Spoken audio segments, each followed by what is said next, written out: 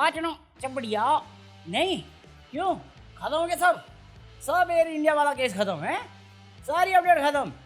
ये तो अलग ही सीन चल रहा है यार दुनियादारी में, मेरे समझ में नहीं आ रहा हो क्या रहा है। मैं सोचा भी 2-3 दिन चलेगा, कल तो मैंने पॉलिटिक्स की भी नहीं, कल भी आ जाएगा कोई बोलने के लिए कि भाई तूने फिर से मोदी को अरे मैं कहाँ कुछ बोला मोदी को, मैं तो गोदी को बोल रहा था यार, गोदी मीडिया को।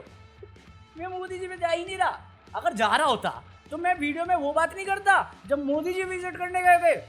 पहलगाम नहीं गए, दिल्ली नहीं आए, बेंगलोर नहीं गए, मोरबी नहीं गए, कुंभ नहीं गए, महाराष्ट्र नहीं गए, बट गुजरात वो तो चले गए। लोग बोले यार ये प्रधानमंत्री, देश का प्रधानमंत्री गुजरात का। अबे पीआर नाम होता है, ठीक है, बकवास नहीं चाहिए। बंदे के पास हजारों काम होते हैं बट पीआर सबसे इंपॉर्टेंट काम है। वहाँ पे इंटरनेशनल पैसेंजर भी थे यार, तो इंटरनेशनल मीडिया है जो रिपोर्ट करेगी, तो वहाँ पे पोजेस देने पड़ते हैं। अभी कोई भी मुझे बोल रहा है भाई ये पोज वाली बात गलत बता रहे तू, एक मिनट ये फोटो देखो, ये फोटो कैसे खींची होगी, कैसे खींची होगी। लिजिट एएनआई को नाग बना के नागिन डांस करा दिया रोड पे अपने पोज के लिए। भाई चाहे तुम कुछ भी बोल लो, बट आज का सत्य यही है कि अंधविश्वास फैलाना, झूठ बोलना रोजगार बन चुका है और तर्क और लॉजिकल बातें करना अपराध। तो मेरी बातों में लॉजिक में ढूंढा करो, जहां पे आ रहा है मजे लेते रहो बस। मैं तुम्हारे बाप का नौकर नहीं हूँ। हाँ, तो आज की जो भी ट्रेंडिंग चीजें हैं उस पर बात कर लेते, थोड़ी ज्यादा नहीं है, क्योंकि बेसिकली एयर इंडिया के ऊपर जितनी भी अभी तक अपडेट आई है उसके हिसाब से 274 अभी नंबर आए हैं, जिनमें से 241 वो थे जो प्लेन के अंदर थे और 33 वो लोग थे जो हॉस्टल के करीब थे। तो ये नंबर आया है हमारे पास। एयर इंडिया के ऊपर रवीश कुमार आया। रवीश कुमार ने काफी एक्सप्लोसिव बनाया, जहां पे उन्होंने बताया कि जितनी भी ये एजेंसीज हैं जिनका काम एविएशन से रिलेटेड है, उनका देखभाल करना, उनका इंस्पेक्शन करना है, तो उसमें भारी मात्रा में सीटें खाली हैं। आधे से ज्यादा सीटें तो अपना डीजीसीए में खाली है, 53%। मैं कहा एक मिनट, तुम्हारे पास टीचर की कमी है, आर्मी में आर्मी पर्सनल की कमी है, गवर्नमेंट ऑफिस में जगह लोगों की कमी है, ये फंक्शन कैसे कर रहा है? और उसके बाद तुम उम्मीद कैसे करते हो कि ऐसे इंसिडेंट ना हो? क्योंकि मिनिस्टर से तो मैं उम्मीद करना छोड़ चुका हूं, वो तो रील बनाने में बिजी हैं। बट जिनका काम उन्हीं को साजे, कोई और करे तो ढोली तारो ढोल बाजे। कोई सेंस है इस बात की? यही तो पूछ रहा हूं मैं भी, क्यों नहीं हो रही हायरिंग? एग्जाम होते, पेपर लीक हो जाते हैं, जॉब पोस्टिंग होती है, उसमें करप्शन, ब्राइबरी हो रही है, तो इसको सॉल्व कैसे करोगे तुम?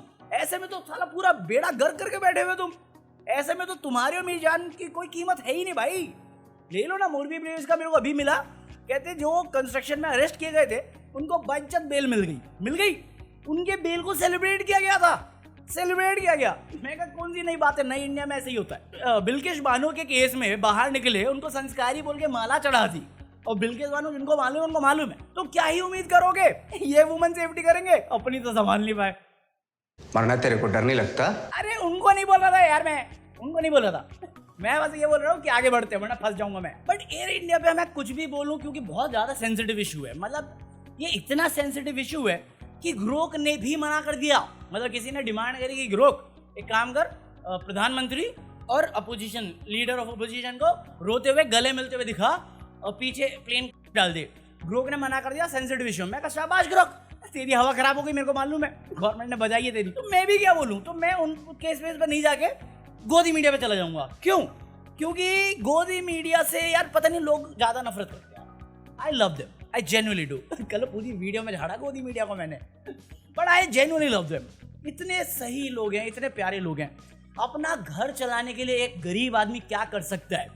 रात के 9 बजे टीवी खोल के देख लिया करो। अबे साले, मतलब कल फाउंडर ऑफ हॉटमेल जो है, भाटिया करके कुछ है, उस कलेश आदमी, वो उसका इंडिया के साथ कलेश तो है, तो उसने कुछ ट्वीट कर दिया एयर इंडिया को लेके, तो उस पर शिव अरोड़ा आया।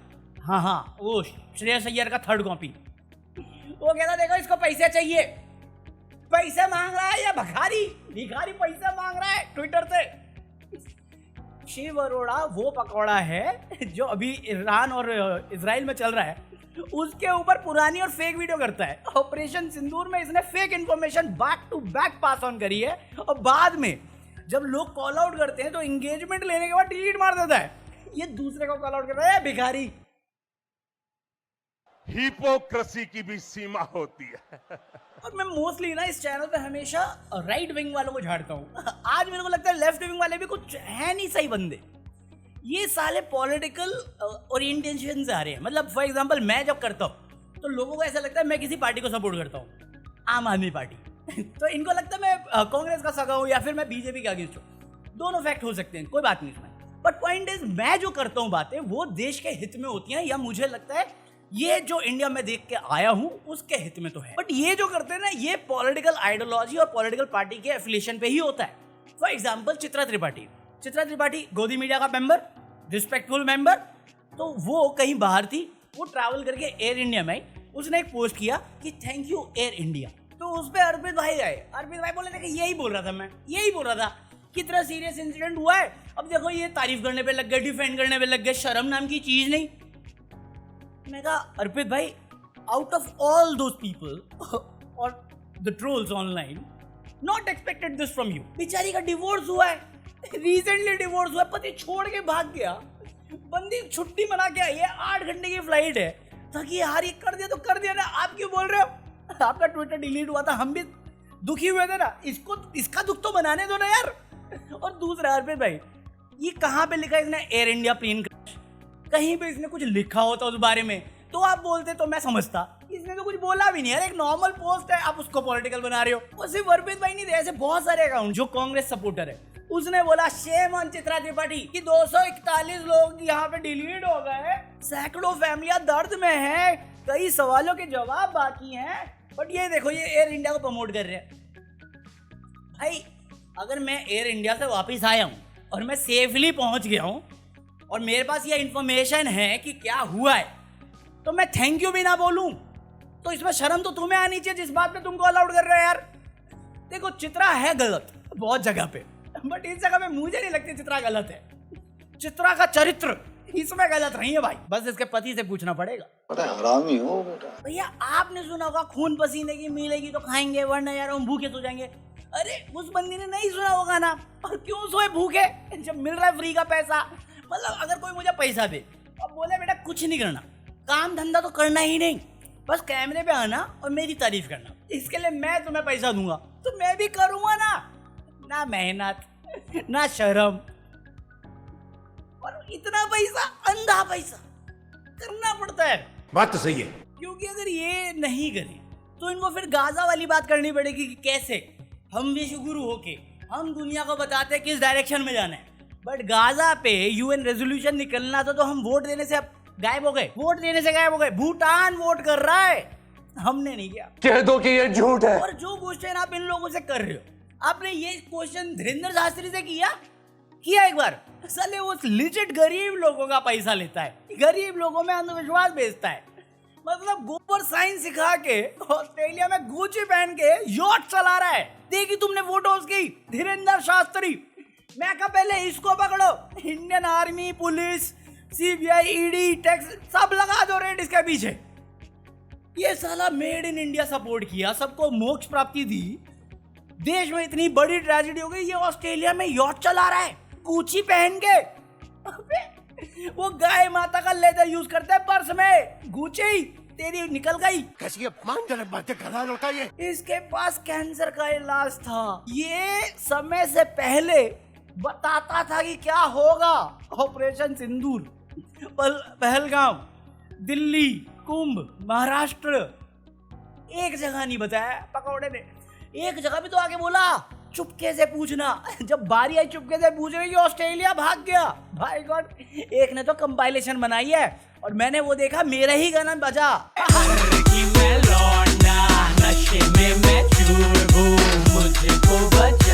भाई साहब ये देख के तुम्हें एक मीम याद नहीं आया? मीम क्या, एक डायलॉग याद नहीं आया? क्या बिगाड़ लेंगे ये मेरा, क्या बिगाड़ लेंगे? अरे हम तो फकीर आदमी है जी, गुची पहने हैं आपने। अरे हम तो फकीर आदमी हैं, झोला लेके चल पड़ेंगे जी। पर ऐसा नहीं, मुझे धीरेन्द्र शास्त्री से प्रॉब्लम है, मुझे सिर्फ जलन है, ज्यादा नहीं है, बहुत ज्यादा है। भाई एक बात बताओ मुझे, तुमने पढ़ाई की, तुम कॉलेज गए, तुमने डिग्री ली, तुम्हें जॉब मिली, ये पकौड़ा पढ़ा लिखा नहीं। इसने सिर्फ एक वो मेंटलिस्ट वाली ट्रिक सीखी जो सुहानी भी करती है, करण सिंह मैजिशियन जो है वो भी करता है। बट इसने एक तीसरी चीज करी, अंधविश्वास पे फोकस। वो जो अनपढ़ लोग हैं उनको धर्म और अंधविश्वास बेच के इतना बड़ा एम्पायर बना लिया इसने। तुम जिंदगी भर कुत्ते की तरह मेहनत करते रह जाओगे कॉर्पोरेट में तो इतना पैसा नहीं बना पाओगे। तुम नारायण मूर्ति के अंदर 90 घंटे काम करते रह जाओगे तो इतना पैसा नहीं कमाओगे कि इतनी अय्याशी कर पाओ। तो इसके बाद अगर कोई मुझे कॉल आउट करता है, ये तेरी जलती है। अरे हाँ जलती है भाई, थोड़ी नहीं बहुत जलती है। और इससे नहीं, मेरी तो अभिनव अरोड़ा से भी जलती है। साले को इतना गलिया आया, इसके माँ बाप को इतना बोला, इतना बैकलैश मिला। इतने बेशरम बनने की जरूरत है। वो भी लाखों में कमा रहा है, करोड़ों में जा रहा है उसका टर्नओवर, इसका भी जा रहा है, रामदेव बाबा का भी जा रहा है, और उसमें से कोई टैक्स नहीं भरना पड़ेगा। तुम सैलरी पे जाओगे, तुम्हें कॉर्पोरेट से ज्यादा कॉर्पोरेट एम्प्लॉय से टैक्स वसूल लेंगे ताई मिलके। लेकिन कितना टैक्स भरेगा ये? धीरेन्द्र शास्त्री कितना टैक्स भरता है? साले हर जगह पे डिस्काउंट ले जाता है, टैक्स राम ही नहीं। हमें कूटे कूसे पीसे जा रहे। साला ये धीरेन्द्र शास्त्री देख के हनी सिंह याद नहीं आया? जो भी मिले चक्को। अबे भाई चाहे तुम कुछ भी बोल लो, बट आज का सत्य यही है कि अंधविश्वास फैलाना, झूठ बोलना रोजगार बन चुका है, और तर्क और लॉजिकल बातें करना अपराध। तो मेरी बातों में लॉजिक मत ढूंढा करो, जहां पे आ रहा है मजे लेते रहो बस। बात तो सही है। इसके बाद आज कल रात को खबर आई कि ईरान और इजराइल में लड़ाई शुरू हो गई। अबे तुम पहले शैडो वर्डे कर रहे थे ना, शैडो बॉक्सिंग वही कर लेते। ये क्या ओपन करने लग गया यार? और मेरे को एक बात बताओ, ये इजराइल को दिक्कत क्या भाई साहब? मेरे अंदर का मोदी निकला हुआ है। इस सज्जन को पुरुष क्या है? इस सज्जन को पुरुष क्या? मुझे ड्रग दो। अबे लेजिट, चाहे गाजा हो, चाहे पैलेस्टाइन हो, चाहे ईरान हो, तेरे को सबसे कलेश मचा हुआ है भाई। इतना गिरा हुआ इंसान, इतने गिरी हुई कम्युनिटी मैंने नहीं देखी। फिर सच बता रहा हूं मैं, आई नो हमारा स्टैंड है कि हम इजराइल के साथ खड़े होते हैं एज इन गवर्नमेंट और एज इन कंट्री। हमारा फेवर इजराइल पे ज्यादा है। बट जितना भी तुम इतिहास पढ़ोगे और जो भी हालात तुमने अभी तक गाजा की बना रखी है, ह्यूमैनिटेरियन ग्राउंड पे, मैं नहीं सपोर्ट कर सकता भाई इजराइल को, लिजिट नहीं कर सकता। और अभी तो ईरान और इसका शुरू हो गया तो सब जगह भी ये न्यूज है। अब इस पे लोग सेलिब्रेट कर रहे हैं। इजराइल ईरान लड़ रहा है, मजे ले रहा है इंडिया। बोलूं हमारे देश में हजारों कलेश है, हमारे देश में हजारों दिक्कत है। छोड़ो ना, वो देखो लड़ाई हो रही है। सारा टिपिकल इंडियन माइंडसेट है, दूसरों की लड़ाई में हाँ क्या हुआ भाई साहब पता नहीं, देखो मजा आ रहा है। अब प्रॉब्लम पता क्या कि ये जो अंधभक्त हैं, जो ट्रोल्स हैं, जो 2 रुपए ट्रोल्स के ले रहे हैं, उनको खुद समझ में नहीं आ रहा इसमें सपोर्ट किसको करना है। क्योंकि ईरान भी अपना अलाय है और इजराइल भी अपना अलाय है, अपना दोनों वो है, फ्रेंडली रिश्ते हैं इन दोनों के साथ। तो अपन तो हो गए नेहरू जी के रास्ते पे कि हम तो किसी के साथ नहीं है भाई साहब, तुम्हें जो करना करो, मत करो, ऐसा बोलेंगे, बाकी जो करना करो, हम किसी की साइड नहीं पकड़ रहे भाई साहब। जहाँ पे डिफिकल्ट सिचुएशन आती है ना, वहाँ पे हमेशा नेहरू जी आते हैं बचाने के लिए। ट्रू स्टोरी, मानो ये डिनाइवल में मत जाओ, बट फैक्ट है ये। हम मालूम है तेरे बाप को मत सिखा चल। हाँ तो आज थोड़ा बोरिंग हो गया आई नो, क्योंकि आज पूरे दिन यही चला है यार। ये लेफ्ट विंग और राइट विंग आपस में लड़ रहे हैं। मेरे को इन दोनों का कॉन्सेप्ट ही समझ में नहीं आता। राइट विंग अपनी पार्टी को सपोर्ट करता है, लेफ्ट विंग अपनी पार्टी को सपोर्ट करता है। अभी कुछ दिन पहले लेफ्ट विंग वालों ने ये मूवमेंट चलाया था, मतलब क्रांति चलाई थी कि जितने भी राइट विंग वाले हैं ना, ये सिर्फ नफरत फैला के या मिस इन्फॉर्मेशन या झूठ फैला के ट्विटर से लाखों रुपए कमाते हैं, अपना एसी में बैठ के आराम से कमाते हैं। तो बेस्ट चीज़ है इनको ब्लॉक कर दो। मैंने नहीं किया क्योंकि मुझे मालूम था ये दोनों एक कॉइन के 2 हिस्से हैं, हेड एंड टेल। इन्होंने भी नहीं किया, उस दिन दिखाने के लिए सबको ब्लॉक किया। आज मैं देख रहा हूँ कि जिनको इन्होंने ब्लॉक किया वो आज भी ट्वीट कर रहे हैं और ये उन्हीं की बात को जवाब दे रहे हैं। मैं कहा तुम दोनों साले एक दूसरे पे डिपेंडेंट हो और हमारा बेवकूफ काट के तुम दोनों ही पैसा कमा रहे लाखों में, और हम बेवकूफ बन रहे हैं। और साले मैं नहीं बन रहा हूँ, तुम लोग बन रहे हो। मेरा तो साला मेरे पे नहीं आ रहे व्यूज, क्योंकि मैं साला एक न्यूट्रल पॉइंट ऑफ व्यू रखना चाह रहा हूँ। तुम्हें पता है एक कॉन्सेप्ट है सोशलिज्म, पढ़ना। एक कॉन्सेप्ट है कम्युनिज्म, पढ़ना। एक कॉन्सेप्ट है सेक्युलरिज्म, सब पढ़ मारो। उसके बाद ना एक चीज करना, अपना हाथ पकड़ना और देखना कि खून कौन से रंग का है, और फिर दूसरे का पकड़ना, उसका देखना। अगर दोनों का लाल निकला ना तो सब बकवास है। इंसानियत की कदर कर लो और अपने परिवार की कदर कर लो। अपना घर संभालोगे, अपना मोहल्ला संभालोगे, दुनिया अपने आप बेटर हो जाएगी। Peace up.